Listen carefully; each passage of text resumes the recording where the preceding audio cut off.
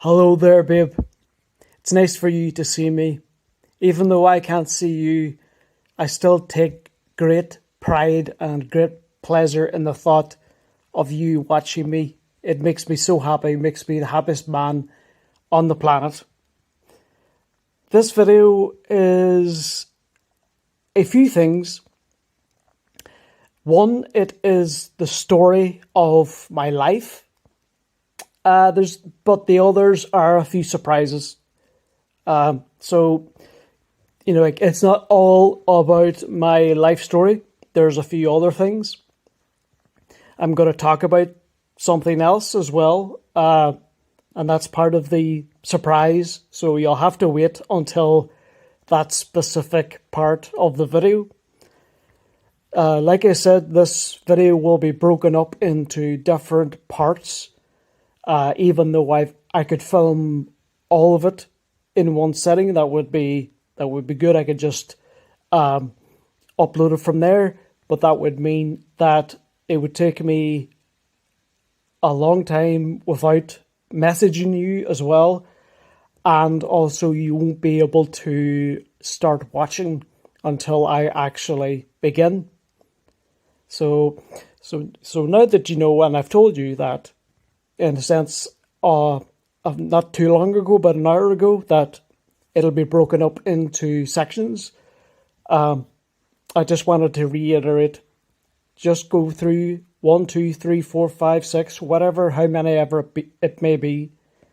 Also, the story will be uploaded before sunrise here.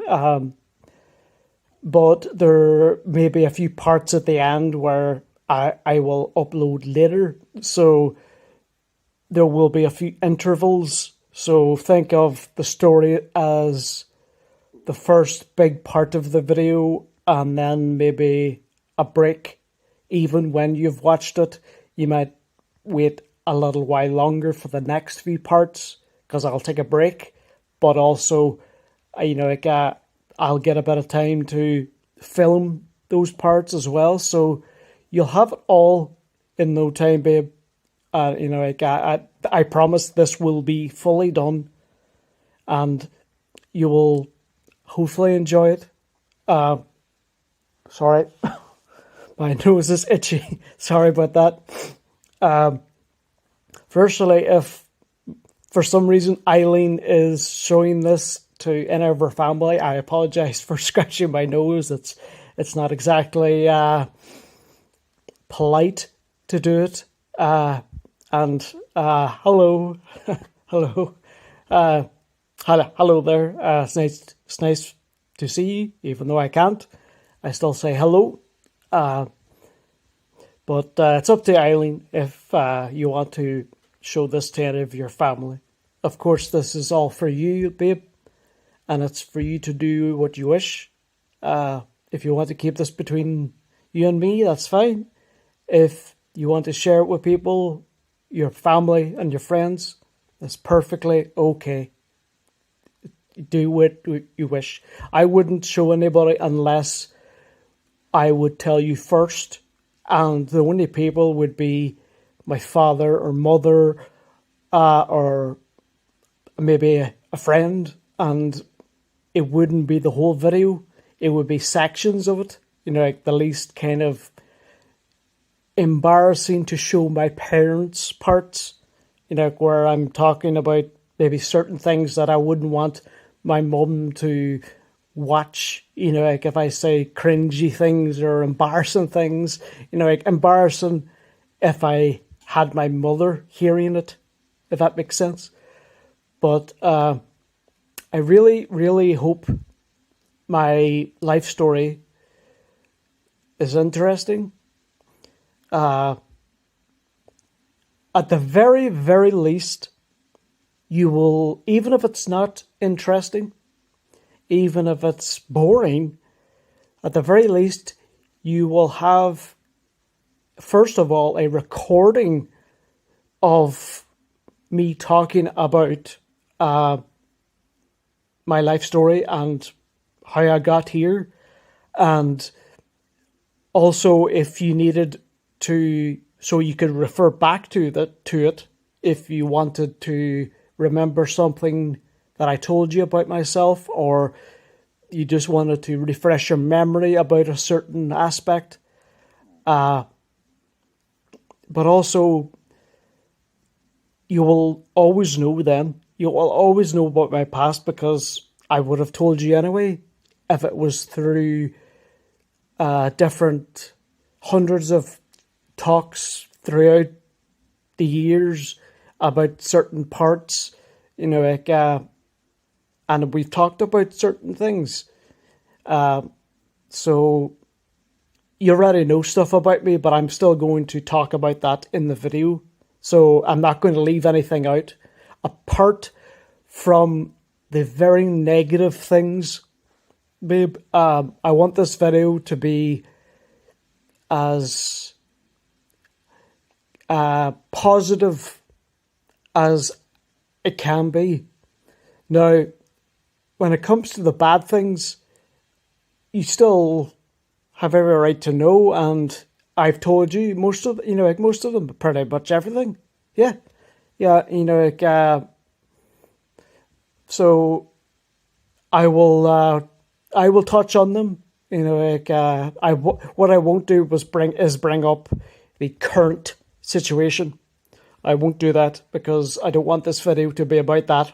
That will be it. That'll be the first and last time I mention it in this video because I don't want to think about it at this moment. I just want to think of me and you, babe. Me and you are the future. But also I will have a nice sweet talk at the end to you about that. I'm very happy to do this. I don't know why. Maybe it's a bit of ego in me to talk about myself, but a part of it's probably because I've talked about myself to numerous kind of therapists and things throughout the years, and doctors and things. So this is very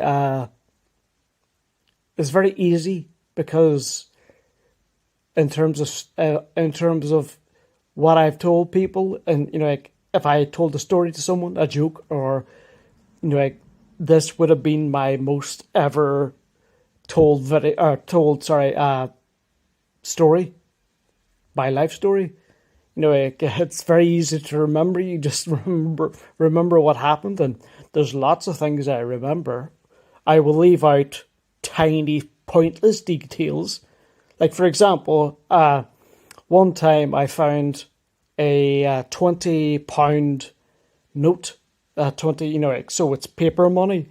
I found it beside this kind of phone electrical tiny box, and I got a water pistol with it. But weirdly enough, in the exact same place, I don't know if it was before or after that, I actually found a £5 note. However, the £5 note was fake. It was deliberately fake. So it wasn't meant to be that this is real money. So it wasn't counterfeit. It wasn't illegally made. So it was just one of those fun notes that weren't to be used intentionally for money. It was just for a joke thing. But weirdly enough, at the exact same place, the same place I found it, and it is quite out in the open. I found it, so it's strange, but the place I was growing up, I will touch on it, but the place I was growing up did deteriorate, but I will get into that, and you'll understand why. I'll mention it in the video, but you'll understand why there may have been drops of money hidden or not so hidden in places. But it'll be just a theory of mine. I have no concrete evidence to support it, but it's probably the theory I'll come up with is probably the correct one or close enough. But apart from that, Well, I think we should get started, babe. So, 10 minutes in, I think it's a good time to start. My life journey begins on the 14th of July 1990. Stephen John Patrick Elliott was born at 25 past 11 at night.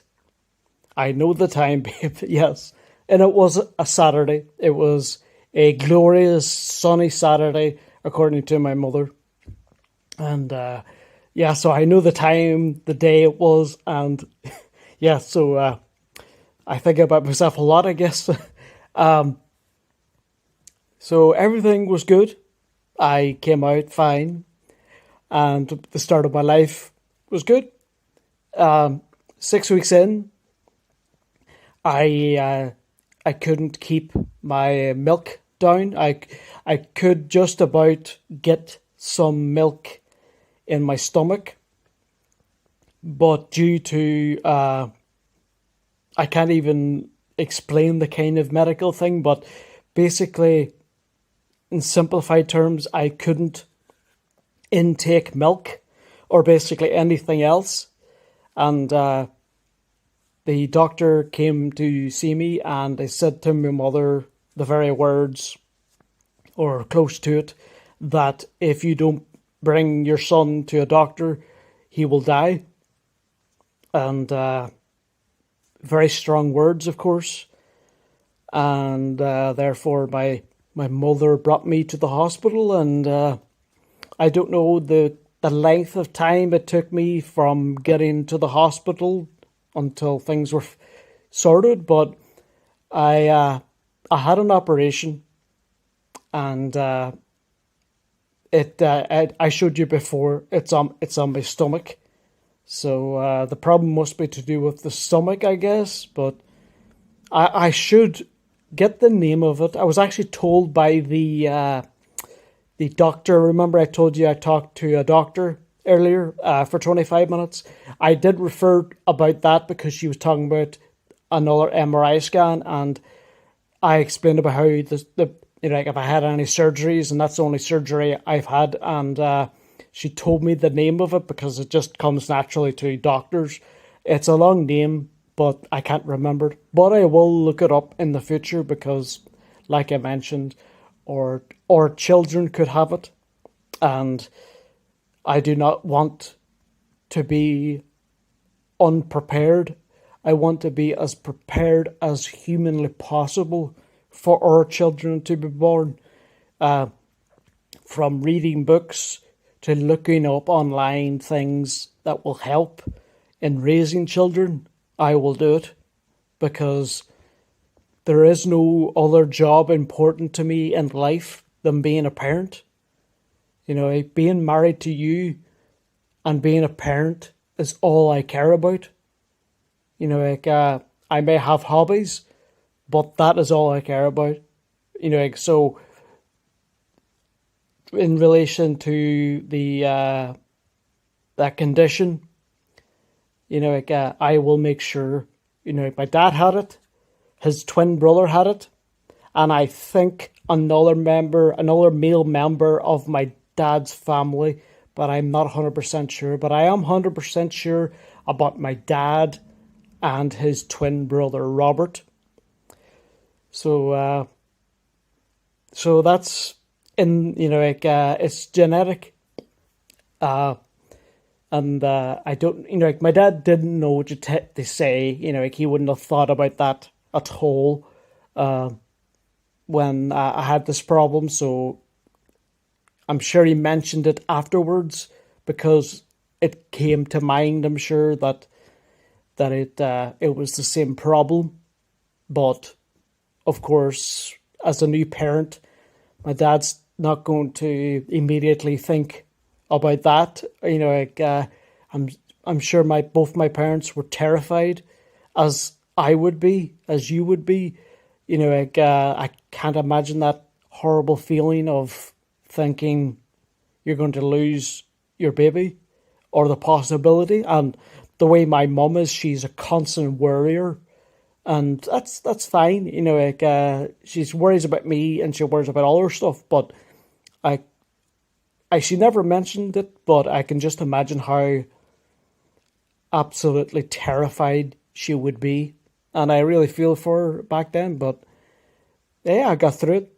Uh, my my mother and father were saying there were after the operation, I was in one of the incubators to keep myself protected from infections, I believe, and my mother was not outside the incubator, but she was like in the hallway looking into the room with incubators with different babies, and my mother said that they were looking at me, and at one point or a few points that I looked at them, so I recognized them. I'm sure that would have been a very touchy moment for them, and I just thought that was cool. Like that I could recognize my parents at such a early age, but I that's it's nothing to do with my intelligence. It's more to do with humanity, and like I'm sure, as soon as you're born, you know exactly who your mother is. Like because you're spending so much time, and by what 6 weeks, like I'm sure I know who my mother and father was, and what they looked like. But so like my problem was solved. Like my operation was completely successful, and there's nothing else for the next couple of years. So we will skip ahead to maybe when I was 4. One of I think it could be my earliest memory would be when I was 4 years old and I was at nursery. I have a couple of memories in nursery. I definitely do have them. There's one that I have a vague memory of seeing Santa Claus. I dressed up as Santa Claus on top of a building. I'm sure it was December. So it was something for the kids, and they might call it something different in the Philippines. They call it kindergarten in America. Over here, they call it nursery. So it's basically preschool. It's school without being school, because you're 4 years old. You don't want to be learning things. You want to play. So that's what it is for a whole year. So yeah, that's my earliest memory of being at nursery and seeing Santa Claus on top of a building and things. But yeah, that went fine. In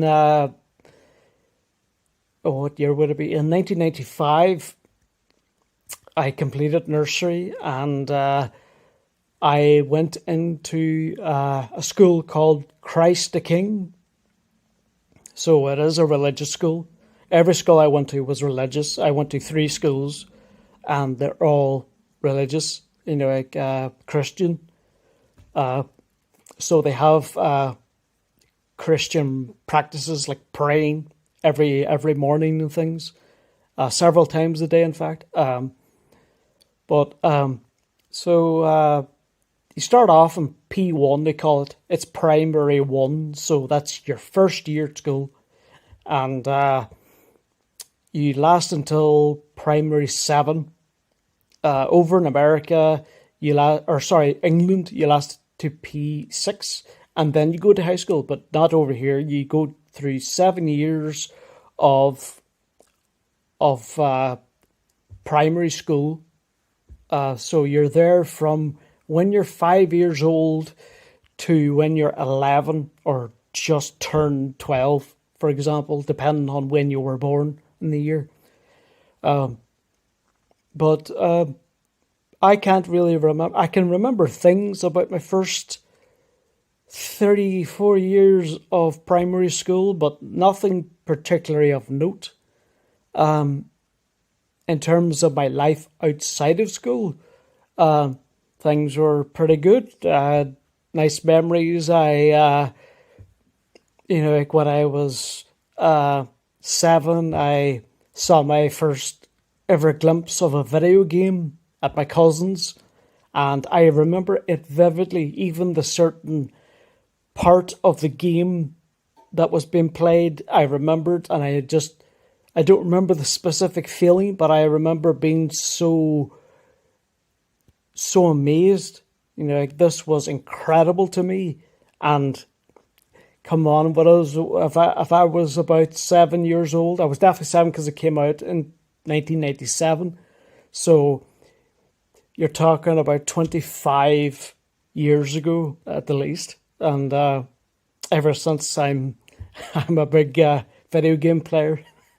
But so I got a video game console that year because I absolutely begged my dad, and when we were passing the store, I was once again begging for the Nintendo 64, they called it, and I was shocked when he said okay, and I was just over the moon. I was whoa, delighted, and yeah, I have tons of memories. I know it's not important, so I won't talk about it. Like if someone was interested in video games and how it started for me, then I have hundreds, literally hundreds, if not over 1,000 different small stories and memories of video games, because it is an important part of my life, hobby wise. Just as like people play sports or something like that, but yeah, like so. When I was 7, I was diagnosed with what is called ADHD. It stands for Attention Deficit Hyperactivity Disorder, and it's all it means really is that the kid who's diagnosed with it shows signs of being disruptive. Maybe if they're in class, they can't stay still. Like without if they were trying to stay still while concentrating on something, it would be very easy for the person to for the kid to wander off. If he was told to sit down, it'd be very difficult for him after a certain while because the kid would get bored or he would get distracted. So it'd be hard to concentrate as well. So it's, as it says in the name, attention. So it's about attention and it's about concentration, and it's about being so hyper and all over the place that you want to play a lot as a kid. There is adults with ADHD. I think I might still have it, but I haven't been told I have. But yeah, so I can't say that I do have it, but I did, according to the person who diagnosed me. But so I was very disruptive, and I a lot of times in school I was not only disruptive to the class, I was downright scoundrel by hitting classmates. For example, one time with a chair, one of those small school chairs, when in the dining hall, and throwing rulers at another kid, messing with like a computer, because I was, like, at that age, I was absolutely fascinated with technology. So that was my thing. And, I really wanted to use a computer, and the school knew that. So they thought something that might help me would be, they gave me a keyboard, like a computer keyboard. so I could, just play with. And I did. It was fun. It not only satisfied me then, but it probably and likely grew my interest in technology. And I think it was the principal that actually suggests that I do have a vague memory of being given it, and definitely around the time of being given it. But yeah, I one time bit a classmate called Conal in the arm, not like bare arm, but like probably on a shirt or something. But I still bit him, and it didn't break the skin, of course. I'm not Dracula, but his parents, his parents were rich. They're actually millionaires. I believe probably he's probably the richest person I've ever known, actually. But due to his parents being so rich, he's a decent fella. I knew him since when in high school, for example. But anyway, his parents weren't as reasonable because they were kind of asking for me to be expelled or thrown out of the school. And my principal was fair and he said no. He refused, and that was great. I had two principals in that school, Christ the King, and I don't know which one it was. There was Mackle and Mr. McNulty, and both were pretty good. The school, were the ones that had to deal with my hyperactivity, and then I went to home, and then my parents dealt with it as well. So because of this, I went to it's called a child and adolescent service, called Rivendell. And what they do there is sort of like therapy.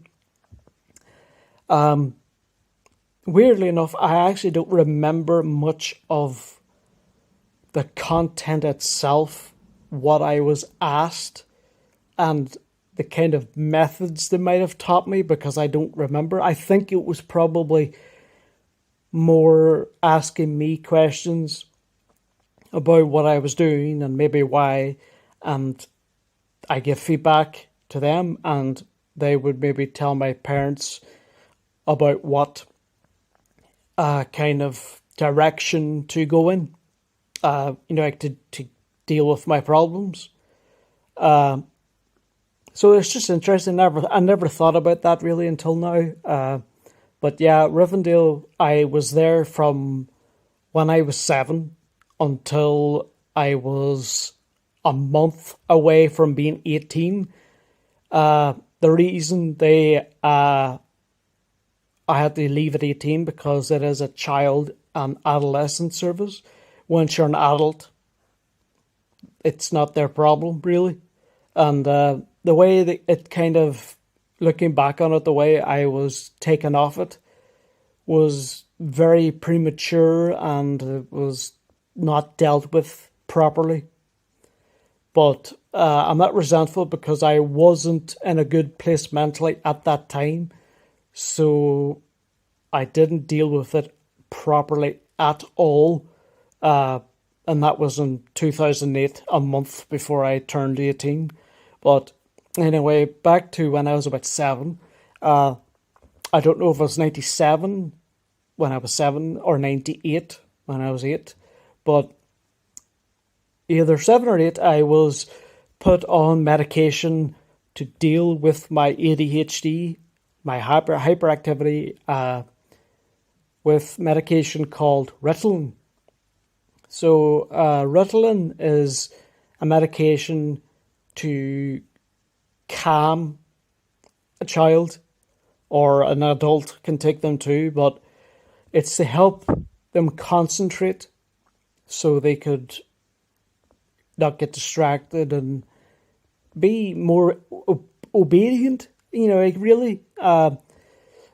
And it really did work. I was given a kind of extra help at school because they had a teaching assistant, and for the kids that were maybe disruptive or kind of needing that bit of extra help, they were either in class with me to help me and a couple of others that were in my class that needed same attention, and also to take me out of class but still work in the class to do the same work, only with less distractions, and I could do my work, so it was a good idea.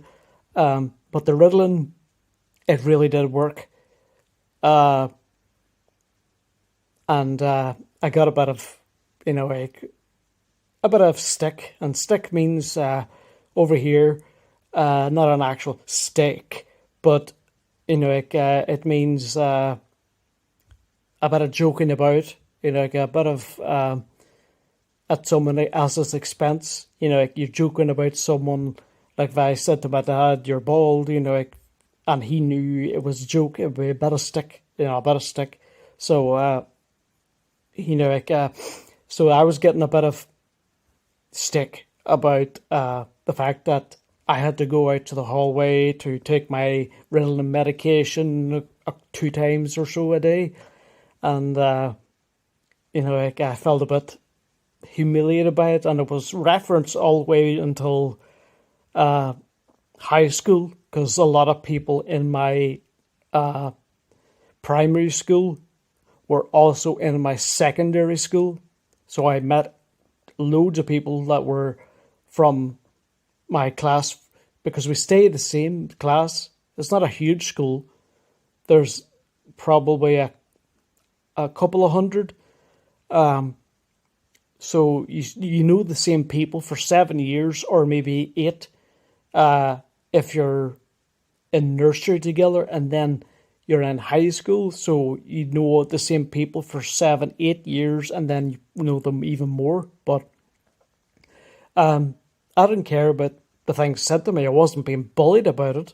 It was just, a few friendly jokes here and there. But there was a huge downside to the Ritalin, and that was the fact that it did its job too well. And the best way to explain in a way how it affected me, or the consequences of how it affected me, is by telling you this short part of the story that my mother always tells me, and I always reference it to explain, how much Ritalin affected me, and the work, But I'll explain it now. My teachers were asking my mother, and this was some time after taking Ritalin, months maybe went by. They were a bit worried because I was too quiet. So I was going from shouting in class and being extremely disruptive and mental to being completely reserved and a shut-in, within the class. I didn't want to, interact much. I remember feeling just a bit closed off, and it was definitely the Ritalin. It just didn't happen in a snap. It didn't happen overnight. It was the Ritalin, and the teachers did say that he's too quiet, and they were worried in case there was something maybe happened at home, the family life, that might have changed the circumstances or something. But no, it was the Ritalin, and the fact that even the teachers were worried because I changed so much that it was like they wanted the old Stephen back, and I kind of wanted it back too, even though it was crazy. But I was taken off the Ritalin I think about a year or so after. It wasn't for too long. I would say around 9, uh, or maybe earlier, I was taken off it. Definitely not when I was about 10, so I wasn't on it then. And there was no real medication afterwards. They probably assumed that medication was not going to be effective, or maybe they thought it was going to be too effective, and they didn't. They would rather not have let me live with the consequences of like Ritalin and stuff. But in a way, I never. When I say never recovered, I don't mean like I was completely scarred for life or anything. But ever since then, I have been like the way I was, only through the last 24 or so years since then, I've slowly came out of my shell and worked really hard on making a life that's a bit more normal. And it was really difficult, it really was, but I got to a good point and I moved on. I made a good effort and it worked. And I'm at this point now where I'm making this video for you, babe. And yeah, like, there's still a long way to go. You know what I'm like by now about going outside, and like, it's not going outside that I don't like. It's big crowds. Like, I love big open spaces. Absolutely love it. I go for pleasant walks in big open spaces beside the river. I've told you about it before. It's lovely in the summer. But if there was a lot of people, like on a weekend in the summer, and a certain point in the day where there would be a lot of people, then I don't like it as much because there's too many cyclists going by, and then you have to move, and then there's people going past. Maybe they say hello, and you just feel, even though it's just common, I just feel a bit uncomfortable. It's just me. It's just the way I am, babe.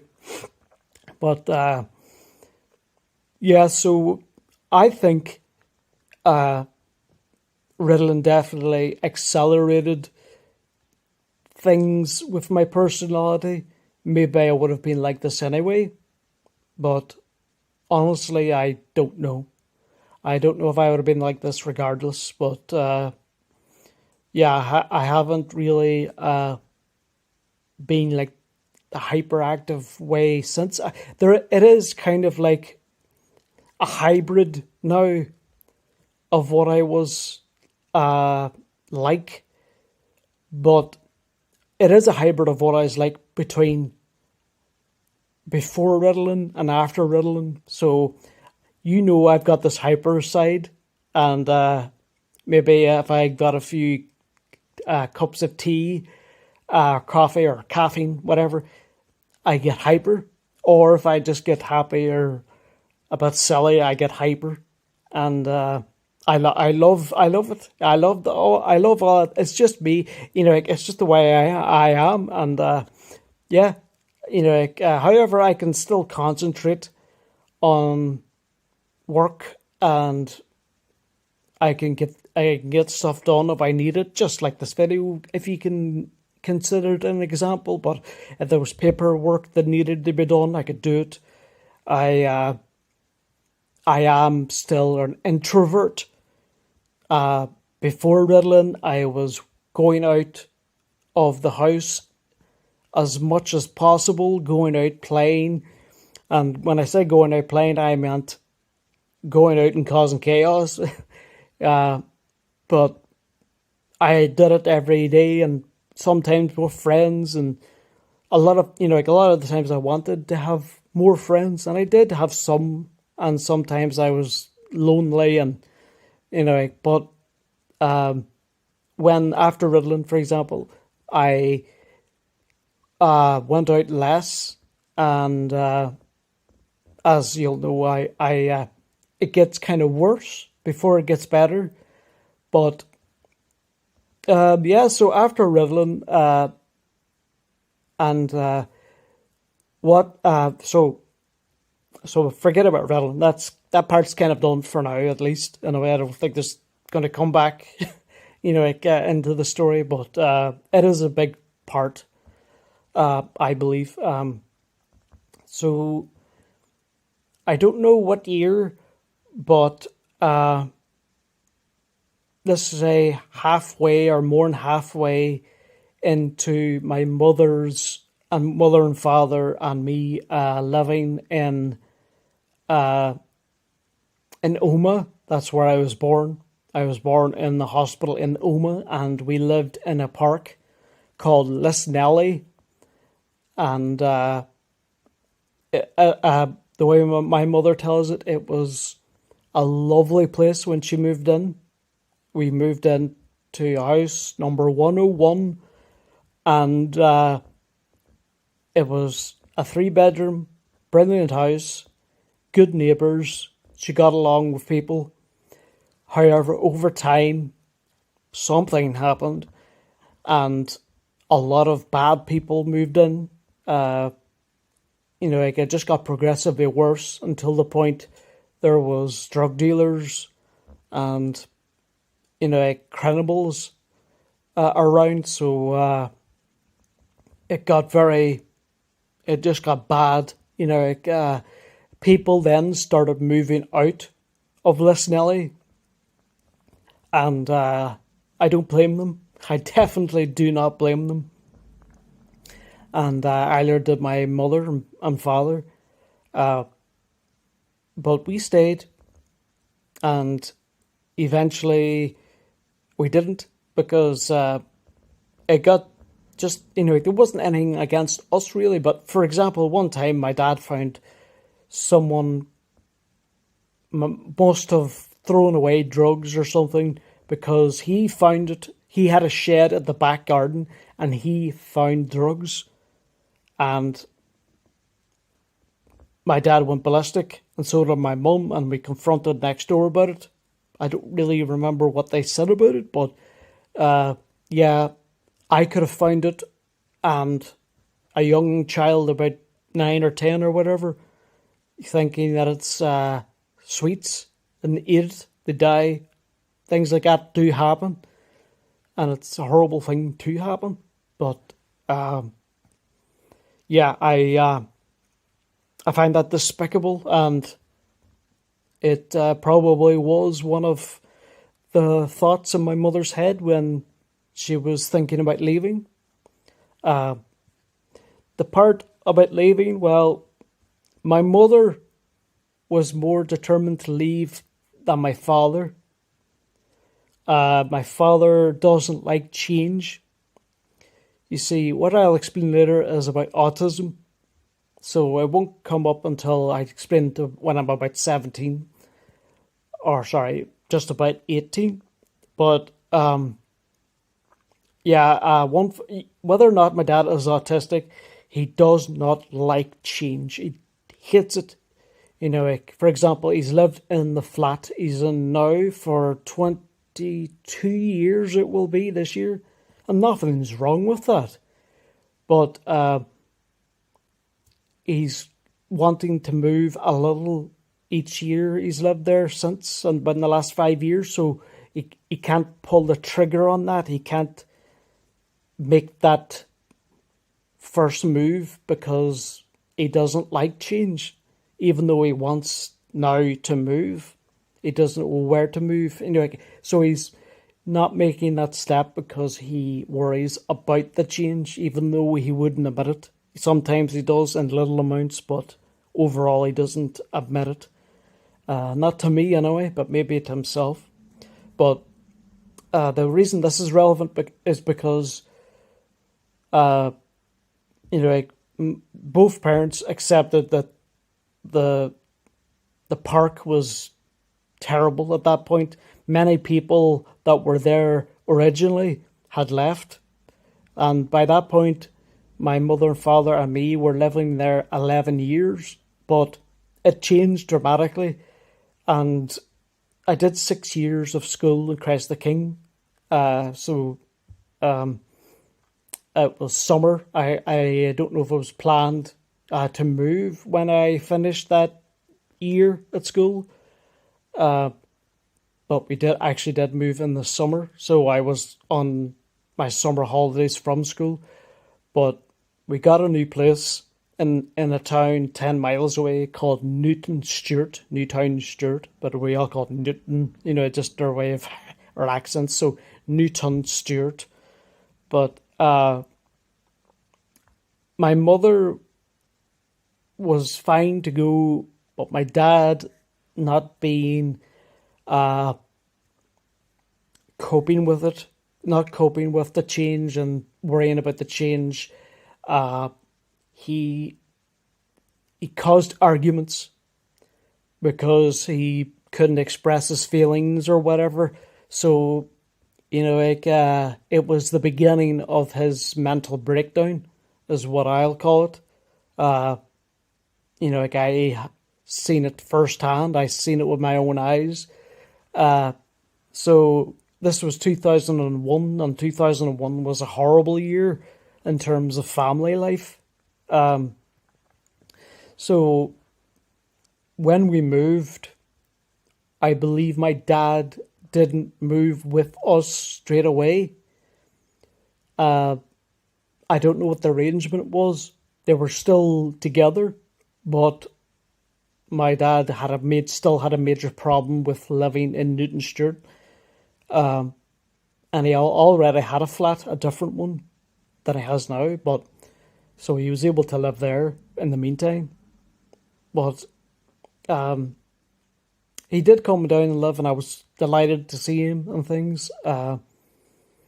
However, from around the time we moved there, around June, until December, early December, that was a horrible time because that was the beginning of the breakup, of my mother and father's breakup. I'm not going to go into depressive points like I mentioned, but I'll just touch on a few things about it. So my dad did eventually move in with us, but because he couldn't really cope with the change, he found things that he didn't like about it, and he got into this depression. He would sleep a lot. He would cause arguments. He would be paranoid about things. If my uncle came up and decorated, he would cause arguments with Mark, my uncle, my mother's brother. So it was a very dark period. And yeah, I don't really want to go into the darkest periods. As I said, I wanted it to be more lighthearted, but yeah, it just kept going downhill and downhill, and it was a mental breakdown until early December, where my uncle, Mark's brother, basically said, you better leave here, because he was an actual physical threat to my mother at this point, and basically he had to leave. It was getting really scary for my mum, and I was scarred mentally by all of this chaos. So I don't mind talking about it, but yeah, it just hurts thinking about it. But I remember, him leaving, and that was their kind of breakup, the final time, especially during Christmas. That was a very lonely period. Me and my mother, at Christmas, and my mother was alone, and I was still very in a confused way and still scarred, but it was the beginning of recovery. So, there was positivity to it. And my dad recovered. It took him years and years, It took him probably around 10 years to fully recover. And these days, he's taking medication to deal with his anxiety and depression. And it's really working. He's come leaps and bounds just like I have. He's made super amounts of progress. And that's why my mother, for example, she doesn't mind at all being in the same room. You know, like they were when they came up on Friday. They don't, they don't mind being in the same room. So that's solved now. But they're not together, and they haven't been since they tried in 2002 to kind of rekindle things, to kind of see, for me it was basically for me, but yeah, it didn't work out. And yeah, at school I had to change school obviously if I moved. So primary 7 was in a school called St. Patrick's Primary School, and oh, that was the worst year of school of my life because I was all alone. Everybody in the class knew each other because they were in the same. It's a smaller town, Newton Stewart, from Omagh, and Newton Stewart's small, so all of the school kids in every year knew each other. So I was a strange face, and I also was an introvert, so I was more anxious, and yeah, it turned, I didn't make any friends. I was bullied, to a certain extent, not extensively, but I was teased, and I called names, and I didn't fit in really. A lot of it was because I couldn't feel like fitting in. So it's not like they never give me a chance or anything, but yeah, the worst culprit was my teacher. I just had a bad time with that teacher. He basically said nasty things, not all the time, but the once was like him saying that I should be in a mental institution or something because I said that I wasn't laughing at anything, when I actually made a friend called Dean, and he was actually new in the school a few months after I came into the school, and I was delighted, a new pupil. So me and him did become good friends, and we were friends for a few years. So that was cool. That was great. But yeah, me and him were laughing at something, at this kind of recording that we had to write down answers that was being asked in the audio recording. But me and my friend Dean were laughing at the recording, and the teacher asked us, "What are we laughing at?" And I said nothing because, that's what I'm going to do, as a kid. And that's what he said about being in a straitjacket, being in a mental institution, and it's not like it was all fun and games and everything every other time. Perhaps I misunderstood a large part of his personality, but so for example, who knows if I could get along with the man now if I met him for a cup of coffee to talk, but there's no way that his personality is going to make children like him. So he's a teacher, he has to come at least. He doesn't have to be a tyrant, but he doesn't have to be a buddy, but still he has to be someone respected, someone that doesn't need to be liked, but they don't want to be hated. And he was hated, not just by me. So yeah, that was a crappy year of school, but it was my last at primary school, so at least it was only 1 year.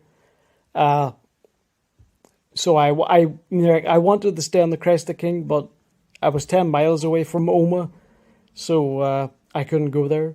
But So 2002, I ended my primary school year, and then after that summer, I I get the kind of scary feeling when I talk about this is when I started my very first day at high school. So my very first day of high school, I got lost, and because I'm such an introvert and scared and things like that, I was following someone that was in my primary school because I felt comfortable being with him, even though he wasn't my friend or anything. I just felt okay. I will hang around with him, and he seems okay with me hanging around. But even they said, "You're not in this class," because we were kind of in temporary classes for a couple of days, so we could be then kind of sectioned into not sectioned, but kind of categorized into like the top classes to the bottom. So it's like the bottom classes would get a lot more assistance because maybe some of them would be the slowest learners. So 8A8 means the A means nothing, but eight means the first eight means the grade, and the more the numbers, the lower the grade. So eight means the lowest class. No, sorry. The first number is the year you're in, and as I had 7 years of primary school, this is now my eighth year in school. So it was eight. So 8A, and then the next year 9A, and then the next year 10A, all the way up to 12A. You know, like I didn't stay on in school after that, but some people did until they were 14A something. But so the 8A8 then means you're in the lowest. So I was in 8A3, so the third top class. So I was decent enough. And yeah, I did manage to find my way to the right class that day, by the way. But yeah, my mother couldn't really see me go to school one of my first days at high school because she had an operation on one of her ears because she had a lot of problems growing up, and she got operation on her ear to solve it, and then on the next year, sometime later. But yeah, I couldn't see her for a couple of days because she was in hospital. But I still had to go to school, so my aunt lived in Newton Stewart, and I stayed a few days there. But yeah, I in my first year of high school, I have more good memories maybe than bad. It was still very difficult because of my constant introvertness, my shyness and anxiety of making friends. Because you know, like instead of you just have to assume from here on in I am an awkward person. So you know, like this is post Ritalin, after Ritalin. So you know, like I was awkward ever since, and still am to a lot of extent. But my first year was okay. After maybe third year or during third year, it got a lot more complicated and things. You know, like bullying. I was being bullied, never physically, but I found it worse that it was more names about my acne and things, and I wasn't popular, and I didn't care about being popular, but I wanted to fit in a bit. And I did have my friends. I did have three friends, Brian, and Daniel. So two Brians, one with an I and one with a Y, uh, and then Danny. So we got on well for years, for the first three, but the the bad thing was, for our friendship, was that we were in the same classes for 3 years, so we got on well. But after the third year, you have to choose different subjects that you're going to take on for your GCSE, which is basically the kind of the title you're going to get, the grade, the what you're going to be getting a certificate on. So if you're going to pass high school, you're going to get a GCSE grade A to E, A being the best and E being the worst. So for my GCSE, I took tech, so that's technology and design, and that's woodwork basically. I don't know what the technology part is, but it's basically woodwork. Like it'd be my dad's dream, but it's carpentry basically. That's what it should be called. I took no, I didn't take science. But I still was in science. But I didn't take double science, which means double work. But you can get an A, whereas with single science you can only get up to a C. What else did I take? I didn't take religion, but it's not because I wasn't interested in religion. I actually just found a lot of the work difficult. So apologies if it seems like I kind of abandoned religion, but it's not. Like if I started asking you deep questions about things you might not know, maybe you do, Eileen, but a lot of things I didn't.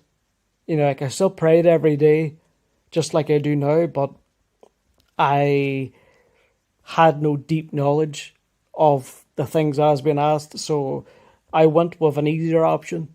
And again, I apologize if that seems a bad thing, but I guess I have to atone for that. And like in a way, yeah, I'm more interested in learning things now. Way more hunger to learn when I'm 32 than I was at 12. But what was the other subject? Geography.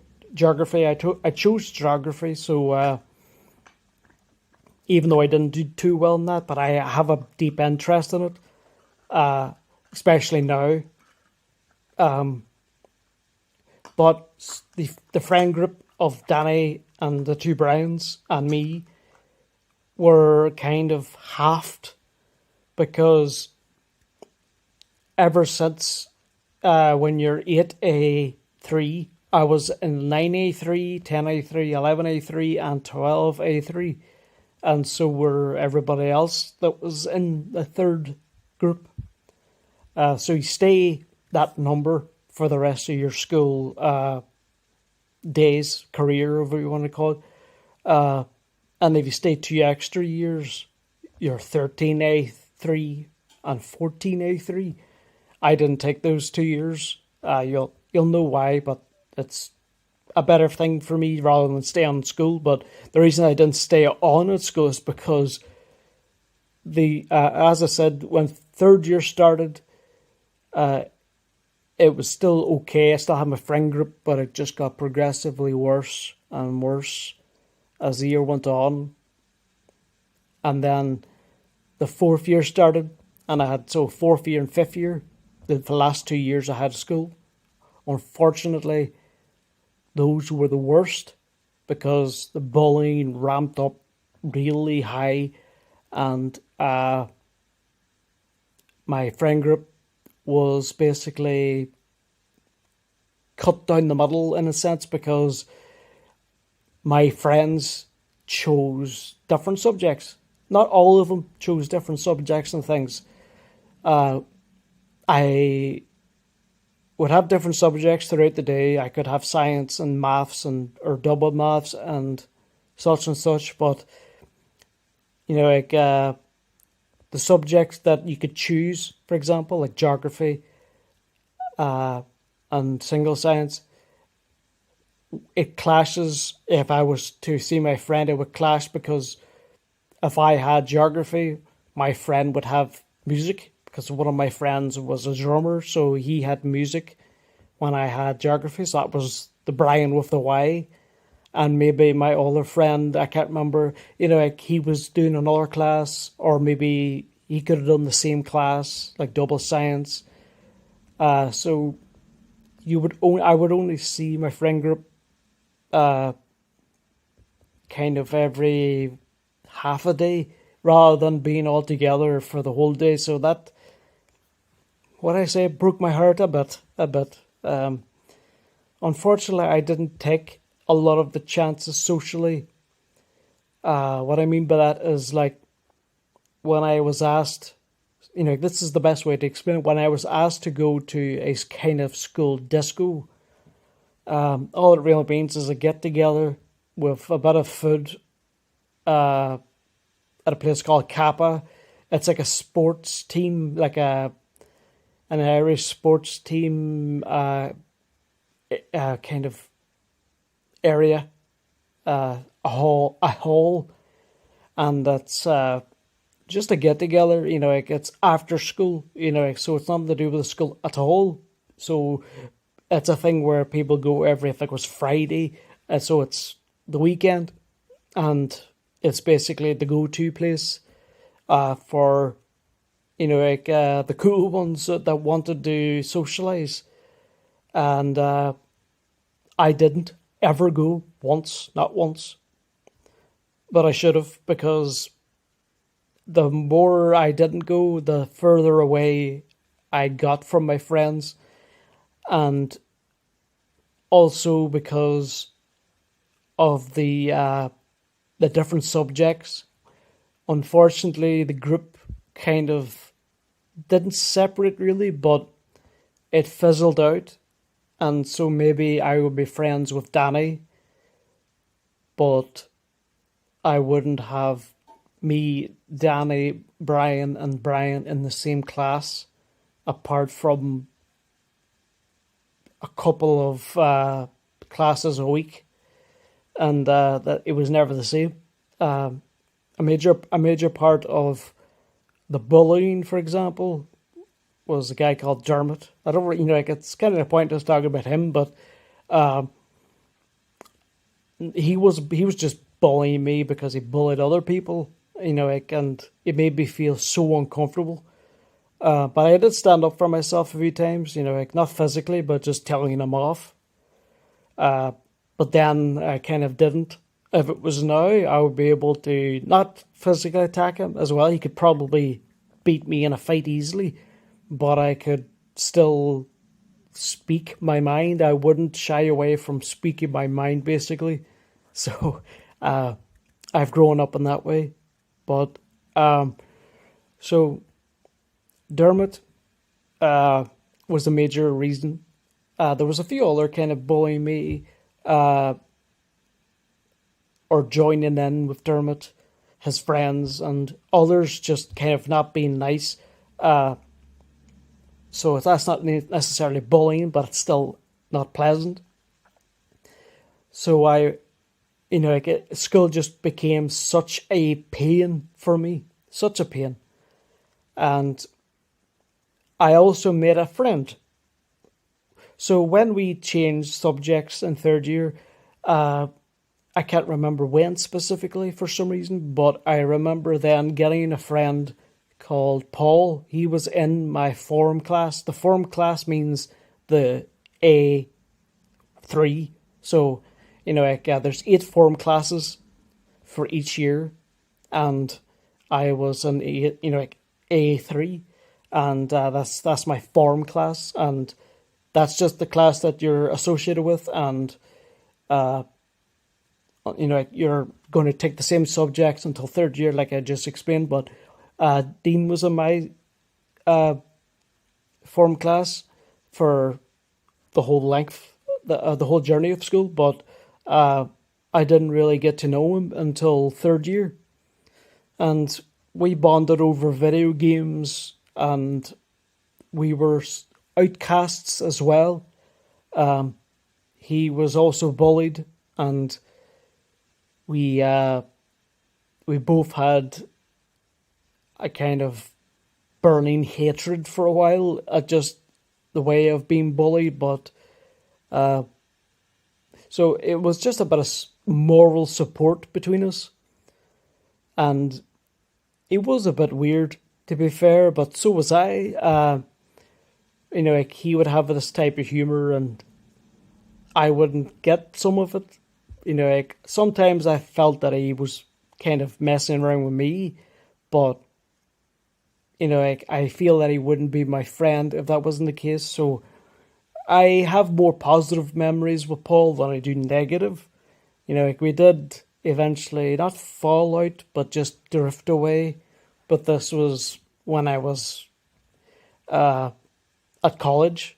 So when you end the school, like you could take an extra 2 years at school and or do whatever you want. You could just not do school or go to college. I went to college, by the way. Um, but and so did Paul, but he done a completely different subject than I would have. So like it was completely two different areas, and because there's so many different subjects at college, it would be like a shot in the dark that you would be in the same class as someone that unless you talk to them beforehand. But yeah, that's pretty much my school journey, really. Sorry if that part's a bit boring, but yeah, it's just a big part of my growing up, and it explains a few things about me. Like I had friends. Uh, Sometimes I fell out with them, and then sometimes some friends eventually just turned on me. Like it happens to people, of course, not just me, but uh, it was difficult. And that school was called Sacred Heart College, even though it's high school. It's still called Sacred Heart College. Uh, so yeah, I finished school and started it's Technical College, but everyone calls it tech. It is basically college. It's not university. It is just a step below university. So if you have, let's just say, primary school, then high school, and then college, and then university at the top. Uh, so when I was about 15, I started really getting into American football. I don't know if you've ever seen American football. I'm happy to show you examples, and you might understand. If you don't, like maybe you don't, maybe you do. Let me know. I got extremely into it, and I was determined, thinking that I'm going to be a part of the sport. So I actually took, even though I was the least sporty person, well, I did like some sports, but I hated playing them because I was so bad. Like I don't mind playing it, even bad, if it wasn't around people that would have mocked me. So if I played football and I played badly, I'd feel terrible. Like just like kids at that age do about the smallest thing, but then you get picked on, and then it just ruins a lot of your morale. But because like it was the worst thing I could have done, because I took sports studies, and my intention was to eventually go to university where they have, even in Ireland, they have universities that have American football teams, and they play other teams around Ireland and England as well, and Scotland and Wales. But a part of that course, even though I should have thought this beforehand, and I didn't for some reason, but you had to play sports, including football, and I just kind of uh, didn't bother, even though I don't know if it was actually like mandatory. It was a perk of the, like of the class itself, like so. It's like if you loved using computers, and you'd done a computer class, then using the computers would be great, because that the school or the college would know that that's what they want to do. But because I didn't like playing the sport, I only liked American football, and we didn't play that.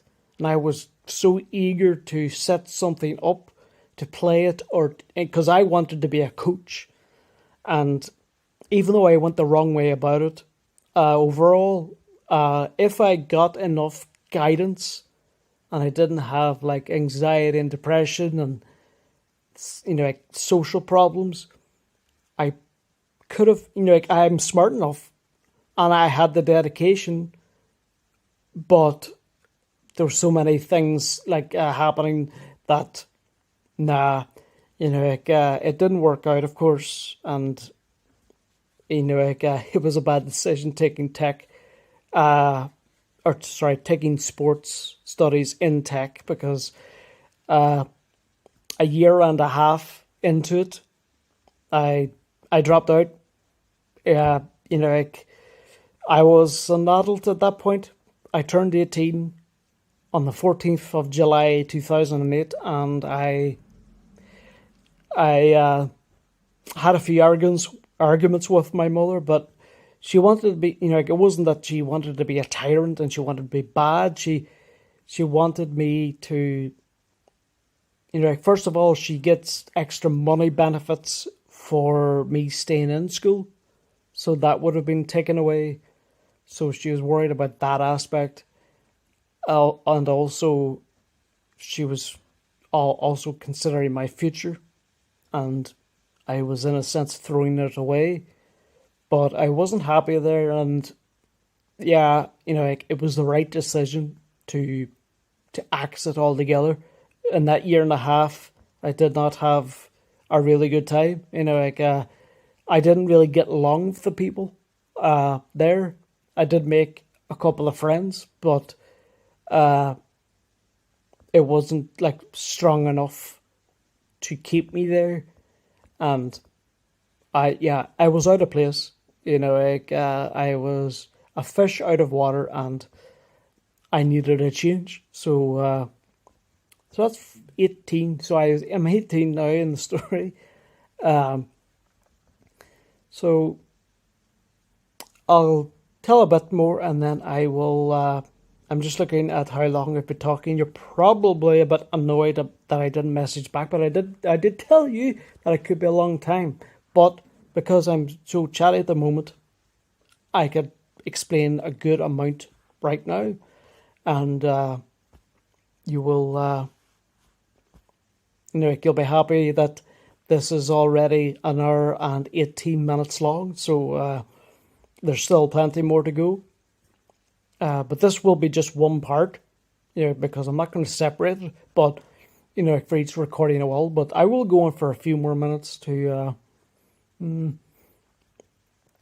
maybe explain until 2012, maybe. So right now where we are is 2008, and I had a bit of a breakdown because I didn't feel right. It was just, as I said, I'm not going to talk about the bad parts, but I was depressed. I didn't have a good way of solving it, and it was my breakdown. However, the only thing I did in my breakdown really was shut myself away.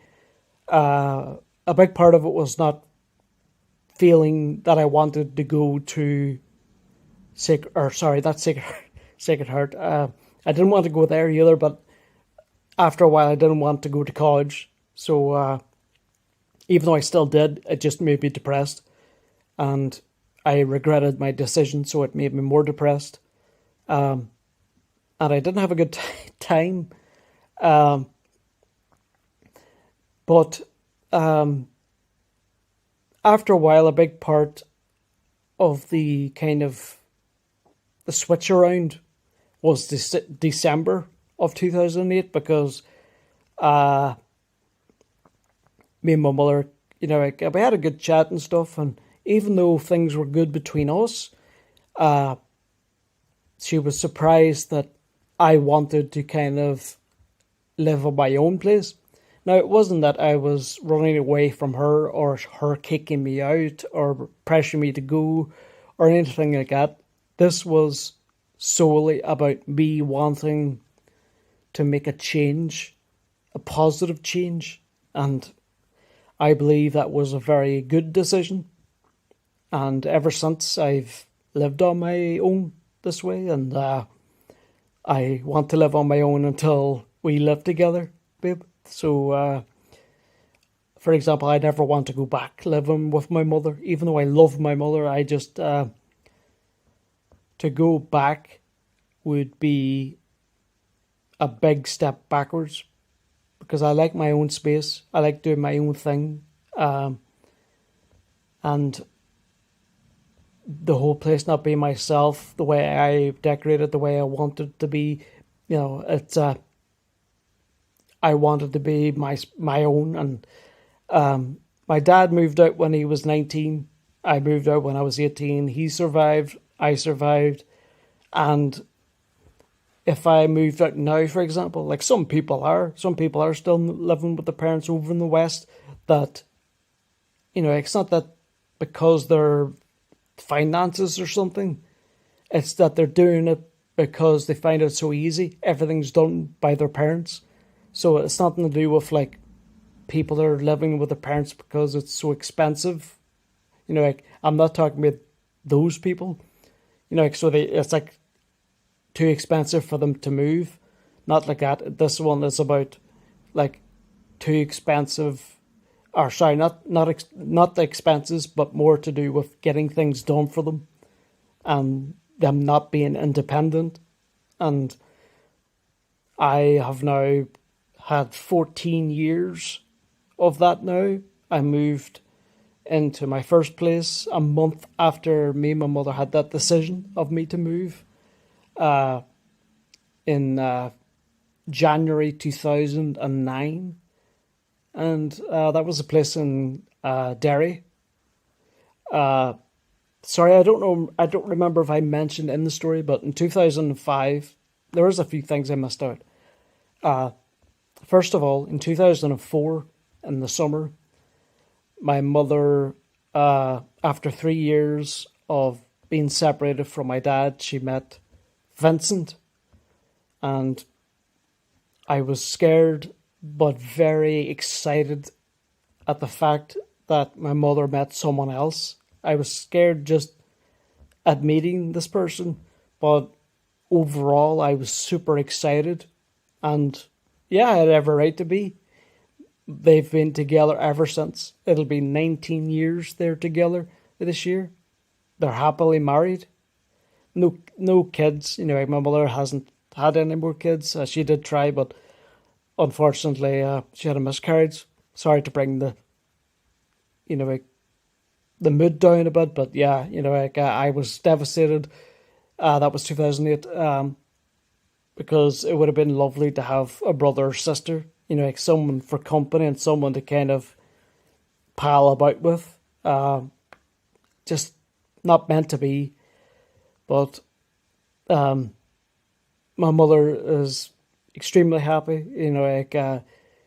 Do I or would I have ever wanted my parents to get back? No, because even though I love both of them equally, I still don't want them to get back together because they're not in love, for example, but also they're two now they've been separated now for 23 years, and so it's a big long time to be separated, so they've changed in certain ways as well. So they're different people, so they would never match. They matched then back in 1980 something, and then I was born in 1990. And she would have probably broken up with my dad a few years before I was, or before, sorry, his breakdown, maybe a couple of years, or maybe not.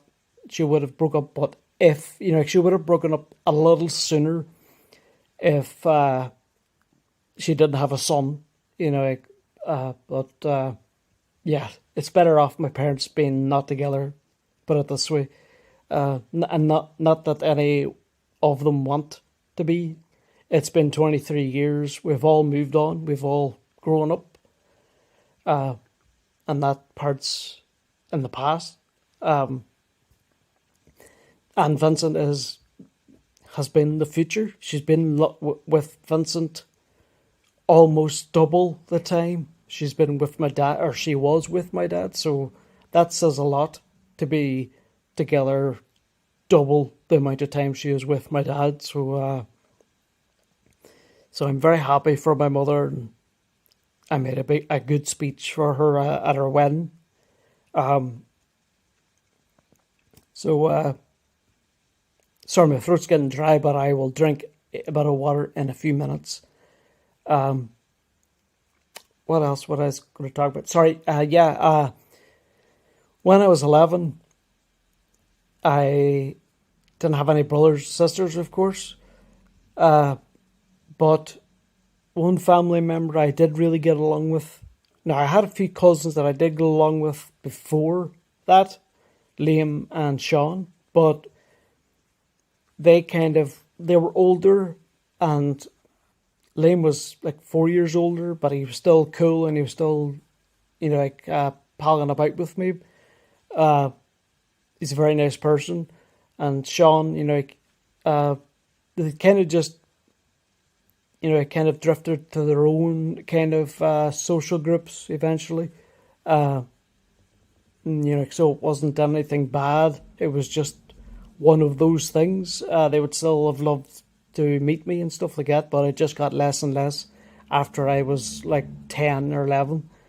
But I started seeing my second cousin, Con, as it's short for Cornelius or Corny, but because his name is after his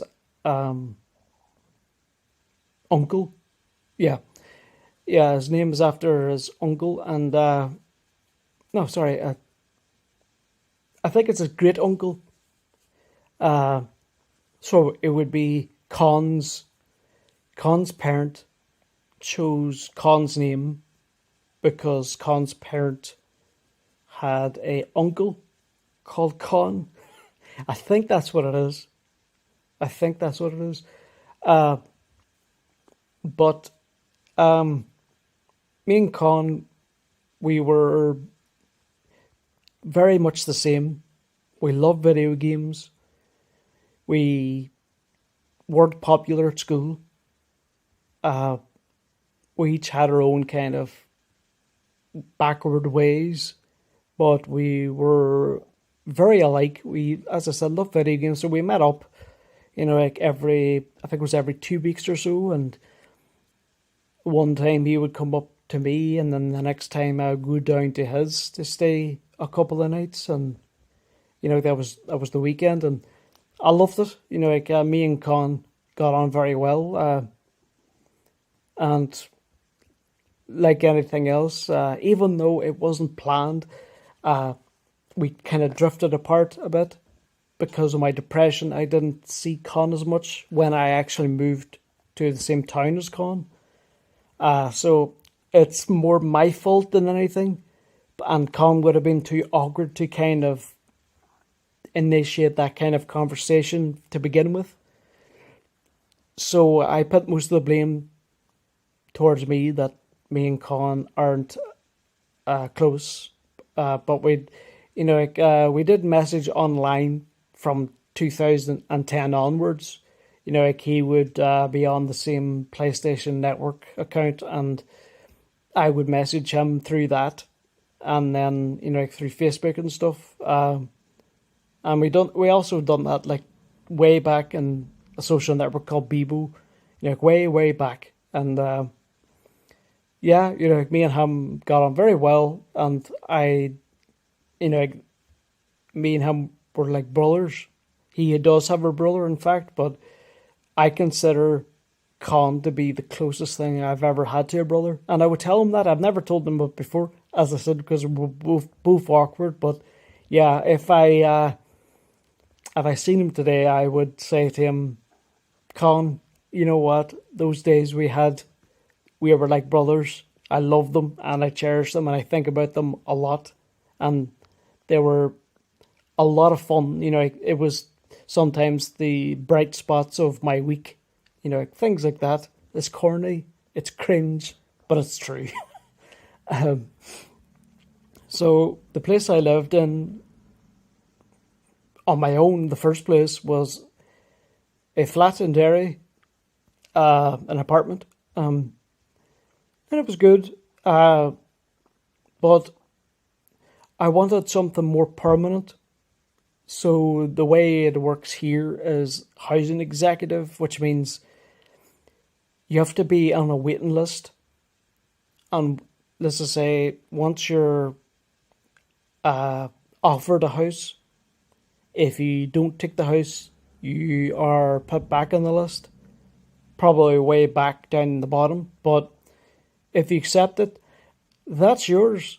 You can live there for the rest of your life. No one can just move you out unless you do something extremely bad, like tear the walls down or something. So it's not like you own it, but you mostly own it. So it's if you pay for a house completely, that's yours.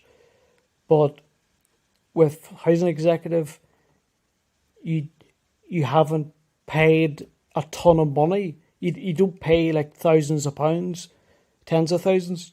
You just pay a small deposit like you do when you move into a private accommodation. So 2009 to early 2010, I lived in that flat in Derry. And in the place I lived in 2010, it was back in Omagh. So I was back in Omagh for the first time in 5 years. And from 2010, actually when I lived in 2010, I was in the same park as Paul. So me and Paul actually kind of started our friendship again. He would come up to my flat. He still lived with his mother, and I'd seen their house and stuff a few times when I was friends with Dean.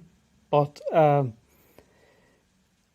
we had a bit of friendship when I was in that place in Omagh from 2010 to 2011, because the place I was living in, I kind of should have done more research because it wasn't a very nice area. It wasn't that anything bad was going on, but I left at a good time because there was a lot of basically terrorist activity being formed there. Not that there was explosions or anything, but there actually was a garage that was raided, and there was explosives, and I know where that would be, where that exact garage would be, and it would be literally 30 seconds if you walked out the door of the flat. Or sorry, if you walked out the door of, not the flat, but the building leading to the flat, it would take 30 seconds to get to that garage. So, yeah, unsafe area. So, I moved to Derry again.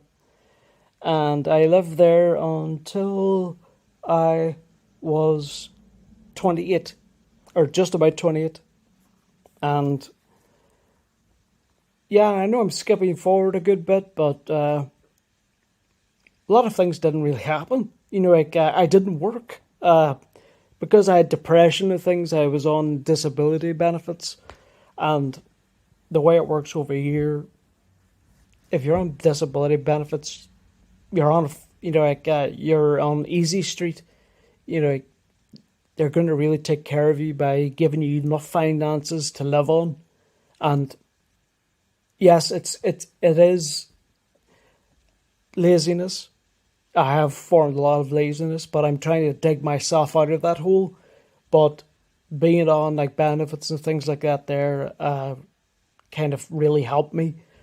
But also it's too easy in a way. You want that challenge, and now, with the help of Osmond, he's motivated me to start thinking about getting a job, a proper job where I can earn even more money and build a life for myself. And because of you now, babe, I have more motivation than ever to start a hunt to uh, to get a job.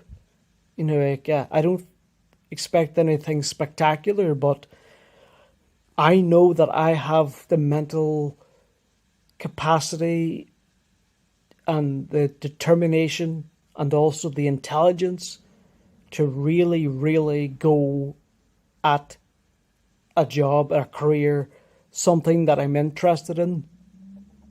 So I can really, really go for it. So in terms of career wise, we can talk about that another time. But yeah, being on benefits helped me, and that's what I've been living on ever since. You hopefully don't think less. You're such a nice person, you wouldn't, but I just feel like it's like I'm getting money for nothing. However, it's the best way, for example, because if I started a job now at the very low wages, you would be getting less than you would with benefits. So why work? So it's like it's the opposite of what it should be, because you work, but you'd be making less money than if you stayed on benefits. So I hope that kind of clears things up a bit, because I did touch on it before, but I didn't explain it maybe as much as I do now. But yeah, just to explain quickly, maybe half of my autism. But in 2008, just a month before I turned 18, the Child and Adolescent Service, Rivendell, were telling me, like I mentioned, that they're ending their services with me. And they, at that time, diagnosed me with autism.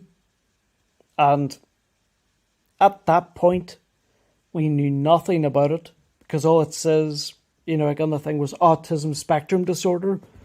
So we didn't know much. And because Rivendell didn't really guide me about what to do next, the autism part wasn't really explored because I was unaware of it. So I knew the autism part, but I didn't know what it was, and to get help if there was, or to understand at least myself. But nowadays I have known myself a lot more. But yeah, I just wanted to touch on that. I think there might be a few others, but I have to think about the autism part itself. And I can't think if there's anything to add about that, but it's like, yeah, I've talked about the autism part of me before, and yeah, it was only until 2008 when I was diagnosed. You're born with it, basically, so, it's nothing like you develop. It's what you're born with, and when your brain develops naturally, you show signs of autism very early, with making eye contact and things like that. So a lot of those things I have to do from scratch. Like making eye contact is difficult for me, but with a ton of effort, I have made tons of strides towards, towards being more sociable, towards making my life a lot smoother, a lot easier, a lot better. Just by making effort bit by bit for the last 25 years, ever since I knew that I had these kind of problems, bit by bit, and since I knew about the autism part, and then until I actually learnt what it was, way after 2008, then I really understood myself a lot more. Um, Also, the weird thing is, yesterday I got the phone call about the scan results, and what she mentioned in the scan results was the only thing that they saw wasn't bad, so don't worry. I said that to my mother to not worry.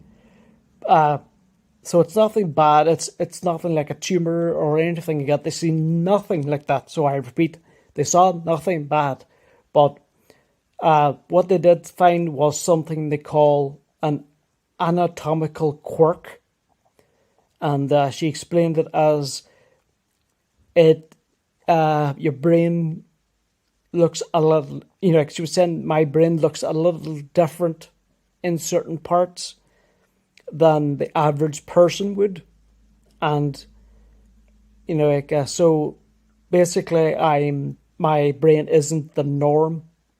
And I said to my mother, and I honestly do think this until some specialist tells me otherwise, that I believe that this is why I have autism. I honestly feel like that because the physical makeup of my brain, the way God has made me, those kind of things about my brain, those are probably the reasons that I have a large smartness, intelligence for things, and dumb with others, and the fact that I have autism. So it'd be interesting to know that. That's my theory. I'm not an expert. I'm not a doctor. I'm not a neurologist, so I can't exactly confirm it. But it's something I thought yesterday, so I wanted to tell you that part, especially when I was talking about autism and the kind of history about it. But it's pretty short. It's me knowing about it and then not knowing for 8 years, 7 years, and then only then finding out more about it. But I'm going to take a little break, babe. I'm going to tell you about this video, so sorry for taking so long, but at least I made the part and I'm going to start uploading it. It's going to take a while. So as soon as this is uploaded, you can watch it straight away. So you'll have seen this all by the time you know this.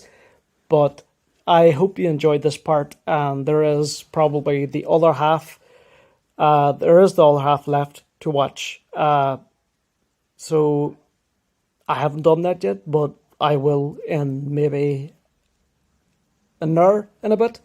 Probably not as long as this, but there is still a good amount of video left to make. I love talking to you, babe. I want a voice. I keep calling voice call. I want a video call later, babe. Maybe in the afternoon. After all this talking, sometimes I just don't feel up to talking really. It's nothing to do with you or my mother or anybody else. I explain, I just don't want to talk at times. It's just my feeling that the messaging is how I find it most easy to contact people, because I'm autistic. I find it, and I have found it difficult to communicate. Talking, so phone calls, video calls. So I find messaging easier because there is that kind of barrier of just text blocks being sent. But it doesn't mean that I'm saying, let's have less video calls. I don't want you to video call. Don't think like that, please. If I didn't love you, I wouldn't be making any video calls. So I know it doesn't seem like it, but I have, tried my best to want as many video calls as possible. Sometimes it's laziness, but most of the time it's just because I want to talk to you by messenger. However, I do love making these videos. So it's there's a bit of it is to do with probably thinking of what to talk about. Whereas if I have a topic to talk about, like right now, my life story, then I can talk about it straight away. But yeah, I keep babbling on, but I just kept going, I suppose. I was going to talk about all of this anyway, so I am glad that I got a huge